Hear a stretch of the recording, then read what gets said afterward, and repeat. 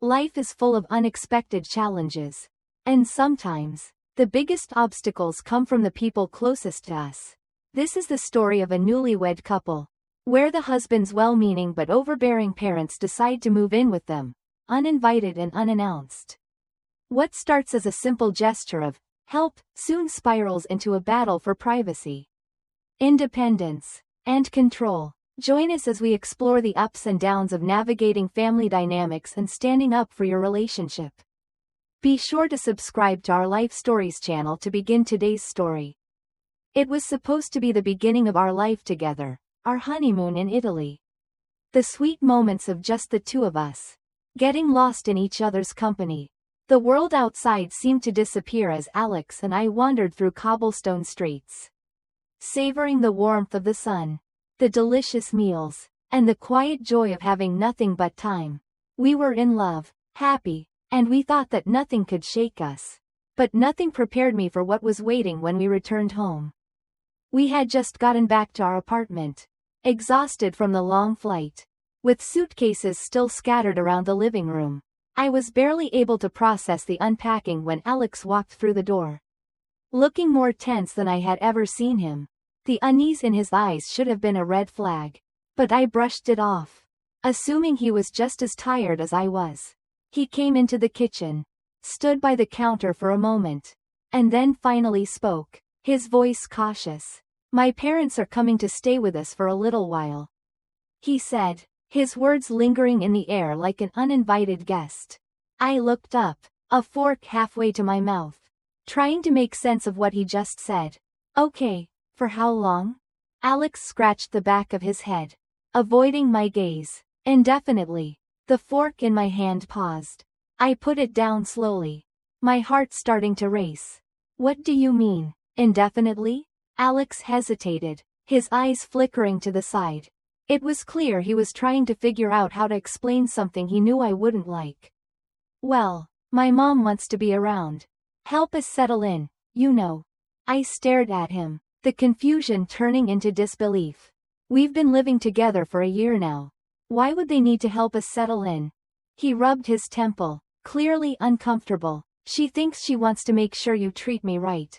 I couldn't help but laugh, though it was bitter. "Wait, you're serious?" He nodded, his expression apologetic. "So let me get this straight," I said, trying to contain my frustration. "Your mom wants to move in here to supervise our marriage? She thinks I'm going to mistreat you. And the solution is to invade our space?"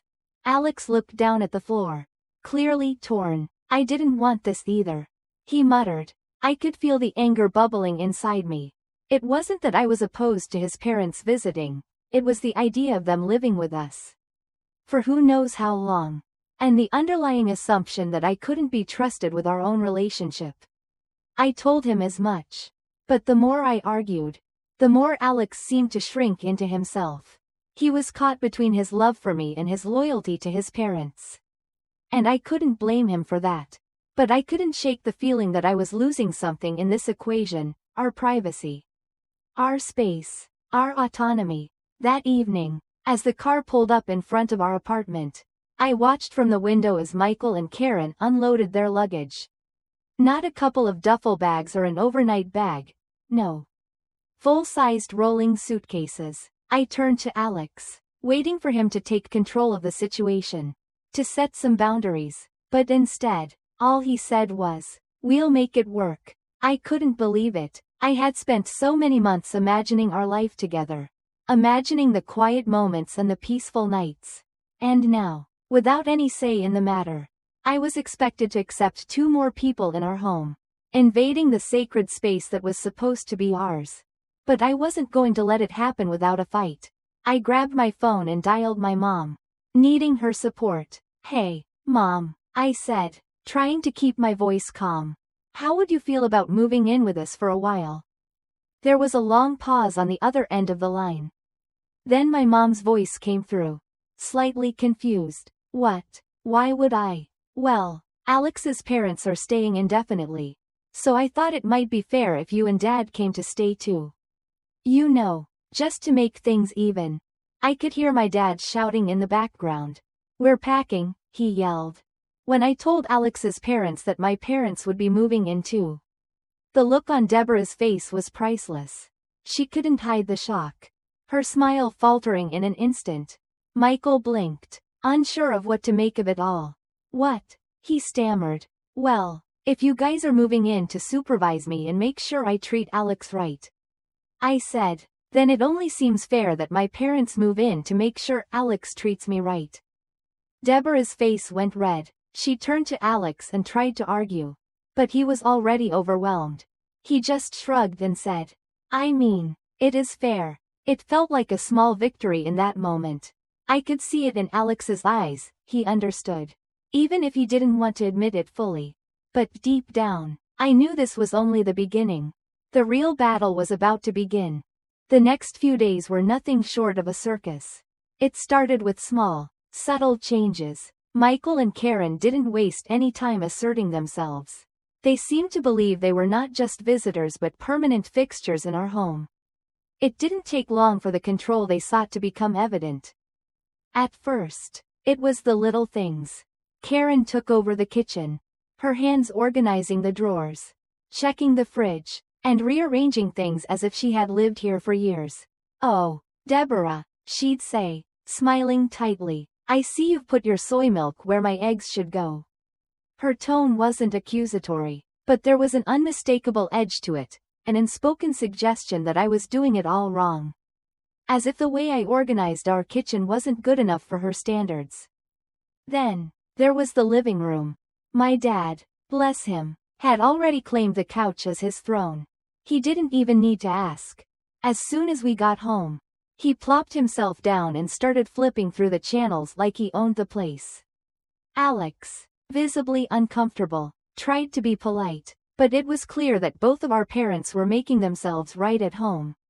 Michael, however, couldn't stand seeing my dad so at ease. Every time my father stretched out on the couch, Michael would stiffen, visibly bristling. The tension was palpable, and I could feel it growing in the room. At breakfast, things only got worse. My dad, in his usual no-filter fashion, would comment loudly about Michael's chewing habits. You know, Michael, he'd say between mouthfuls of toast, you chew kind of weird. Michael's face would flush with embarrassment, and Karen would try to diffuse the tension, but it was obvious she was growing more agitated by the minute. Meanwhile, I could feel the strain on Alex. He was caught between two worlds, his wife, who was pushing back against his parents' intrusion, and his parents, who were pushing back against me. His exhaustion was becoming evident. Every time I looked at him, there were dark circles under his eyes. His shoulders hunched as if the weight of this situation was too much to bear. I had hoped that once we got married, things would settle down, but this wasn't what I had envisioned for us. By the second day, Karen had taken over organizing the closets. She rearranged the linens, categorizing towels by color, folding the sheets with a precision I had never thought to give them. Oh, Deborah, she'd chirp, I thought you'd like everything to be in perfect order. Her voice was syrupy sweet, but I could see the sharpness in her eyes. She was letting me know, in no uncertain terms, that I wasn't doing it right. It was then that I realized the game we were playing wasn't just about the kitchen or the living room, it was about control. And my in-laws were determined to exert it. Everywhere I turned, there they were, constantly asking Alex if he was eating enough, if he was getting enough sleep, if I was treating him well. It wasn't just passive concern, it was invasive. Like they were prying into the most private parts of our lives. Deborah would sigh dramatically every time she saw dishes in the sink. Like the mere sight of them was a betrayal. If I was cooking dinner, she'd make pointed comments about how I wasn't preparing a real meal. I always made sure to cook fresh meals for my family. She'd say with a meaningful glance, a microwave dinner doesn't feel very loving, does it? It was like living in a pressure cooker, and the heat was only rising. But there was one moment that stood out above all the others. One night, after dinner, as we all sat around the table, Deborah pulled me aside. This is insane, she muttered, her voice low but furious. I couldn't hold it in anymore. So is moving into your son's home because you think his wife is going to mistreat him? I shot back, my voice firm. Her face froze, and I knew in that instant that I had finally struck a nerve. She didn't say another word. For the first time, I saw the cracks in her carefully constructed facade. She wasn't just trying to protect Alex. She was trying to control him. Trying to control both of us. And that's when I realized the depth of her manipulation. But as much as I wanted to confront her right then and there, I had to remind myself that this was just the beginning. There was more to come, more challenges, more manipulation, and more lessons to be learned. The pressure had been building for days, and I could feel it weighing on both Alex and me. The tension in the apartment had reached a boiling point. Every time I thought we might catch a break, my in-laws would do something else to undermine our sense of peace. But I didn't expect things to escalate the way they did. It was a normal morning when we received the call from Michael and Karen. But I could sense something was different in the air. Alex answered the phone, and I watched him closely, my heart already beating faster in anticipation. He sat down, visibly shaken, and covered the speaker with his hand before whispering, "They lost their job. They need a place to stay." My heart sank. I had heard about these manipulative tactics before. But now, the gloves were off. Michael and Karen were desperate. But they were also very good at what they did. They had spent weeks, maybe even months, trying to work their way into our lives. And now, they had the perfect excuse to invade our home under the guise of a financial emergency. I turned to Alex, my mind racing. "Are you seriously considering this?" I asked, my voice trembling with frustration. He hesitated, his face pale. "They're my parents, Deborah. They don't have anywhere else to go." I felt the anger rising within me. But I knew I had to stay calm. I couldn't let them manipulate me into feeling guilty or responsible for their actions. They had done enough damage already. But as much as I wanted to refuse them outright, I understood the dilemma Alex was in. This wasn't just about them anymore, it was about us. Our relationship, and our ability to stand up for ourselves. My parents, who had been listening in the kitchen, were less than sympathetic. My dad, always the skeptic, pulled out his phone and began scrolling through some recent financial transactions. "Look at this," he said, turning the screen toward me and Alex. "Michael's golf club membership, paid 2 weeks ago, and here's another one. Karen's boutique shopping spree. Thousands of dollars spent." I felt a surge of triumph. They hadn't lost everything, not by a long shot. They were lying to get what they wanted. And suddenly, I knew what I had to do. "We're not doing this," I said firmly. "They've been manipulating us this whole time. Alex, they don't need our help, they just want to control us." We immediately called Michael and Karen over to the apartment. The moment they walked in, I could tell they thought they had won. They had that smug, self-assured look on their faces, as if they knew Alex would cave in. But they were wrong. "Mom, Dad," Alex said, his voice shaking but determined. "This isn't working. You need to go home." Karen's mouth dropped open in shock, and Michael's face turned an ugly shade of red. "What?" he sputtered. "Where is this coming from?" Alex took a deep breath, holding his ground. "We love you both, but this isn't your home. You can visit, but living here isn't an option anymore." Karen, her voice shaking, turned to Alex. "This is her, isn't it? She's the one pushing you to do this." But Alex didn't flinch. "No, this is me," he said, his voice cold. "You've been overstepping for far too long. It's time for you to leave." Deborah's eyes filled with tears. But they didn't move me. "Not anymore." She grabbed Michael's hand, and the two of them stormed out of the apartment. But not before Michael turned to Alex and said, "You'll regret this." I looked at Alex, my heart still racing. "So, when should I tell my parents to leave?" I asked, half joking, but I could see that he was drained.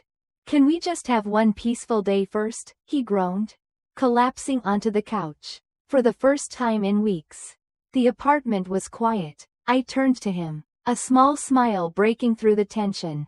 We had done it. We had taken back our space. Our home. But I knew it wasn't over yet. There would be more battles to fight. More manipulations to face. But for that one moment, as I sat next to Alex, I allowed myself to feel a sense of victory. As the days passed, the silence in our apartment was almost comforting. We could finally breathe again, without the weight of their presence hanging over us. But then, just as I thought we had reclaimed our lives, something unexpected happened. Alex received another text from his parents. They were selling their house, and they wanted to move into a condo in our building. The nightmare, it seemed, was far from over. After everything that had happened, I thought we had finally found peace. Michael and Karen had left, and for the first time in weeks, our apartment felt like ours again. But life, it seemed, wasn't finished testing us yet. Just when we thought we could relax, Alex came home one afternoon with a new, unsettling piece of news. His parents were selling their house and were looking for a condo in our building. The moment he told me, my stomach dropped. I couldn't believe it. After everything we had been through, they were now trying to insert themselves into our lives once again. But this time, right next door. The sheer audacity of it took me by surprise. They hadn't even apologized for their manipulation. And now they wanted to move closer. Almost as if they hadn't learned a single thing. But I wasn't about to let that happen. I called my parents, and together, we quickly devised a plan to discourage them from moving in next door. My mom, with her characteristic energy, began asking about available condos, making it look like there was high demand in the building. My dad, always the larger-than-life character, made his presence known with his boisterous complaints about the new neighbors. We raised the price of the condos by creating a sense of urgency. In just a few days, Michael and Karen called Alex, informing him that the condos were too overpriced for them. Mission accomplished. I think the real victory was in Alex. After all the manipulation, all the guilt trips, he had finally found the strength to say no to his parents, to their control, and to the way they tried to interfere in our marriage. He didn't regret it, and neither did I. To follow more stories like this, be sure to subscribe to our Life Stories channel for more updates.